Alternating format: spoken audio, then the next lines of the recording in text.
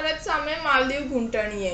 માલદીવમાં ભારતીય tourist market ધડામ હવે પ્રવાસીઓને આકર્ષવા માટે ભારતના શહેરોમાં રોડ શો કરશે।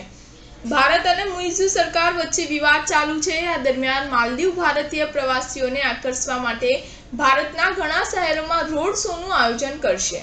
કયા શહેરમાં અને ક્યારે રોડ શો યોજાશે તેની માહિતી આપવામાં આવી નથી।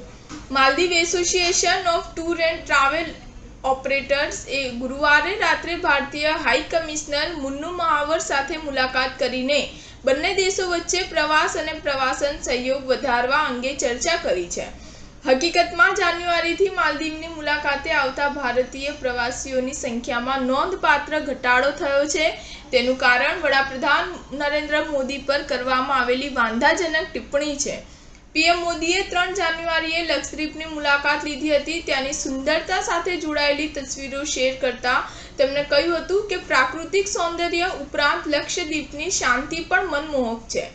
આ પછી લક્ષદ્વીપ અને માલદીવ વચ્ચે સરખામણી થવા લાગી। તેના પર માલદીવના કેટલાક મંત્રીઓએ પીએમ મોદી અને ભારત વિરુદ્ધ અપમાનજનક ટિપ્પણી કરી હતી। સ્ટાર ન્યૂઝ 7 હંમેશા સચ્ચાઈની સાથે।